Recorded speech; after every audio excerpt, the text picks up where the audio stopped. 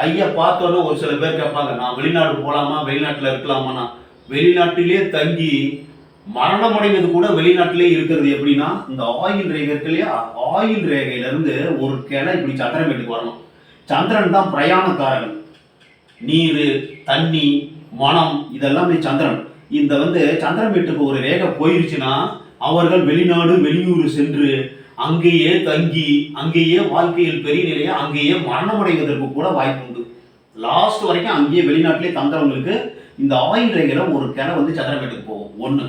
ரெண்டாவது, இந்த விதி ரேகை இருக்கு இல்லையா, விதி ரேகை சனி மேட்டுக்கும் போயிட்டு சூரிய மேட்டுக்கும் ஒரு கிளை போச்சுன்னா மிகவும் புகழ் படைத்தவராக, கீர்த்தி உள்ளவராக, சந்தோஷமாக வாழ்க்கை நடத்துவதற்கு வாய்ப்பு உண்டு. உங்க கையை பாருங்க, ஆயில் ரேகையிலிருந்து சந்திரமேட்டுக்கு ஒரு ரேகை போச்சுன்னா வெளிநாடு வெளியூர் அங்கேயே செட்டில் ஆகி நல்ல ஒரு வாழ்க்கையில முன்னுக்கு வரதுக்கு வாய்ப்பு இருக்கிறது. அதே மாதிரி விதி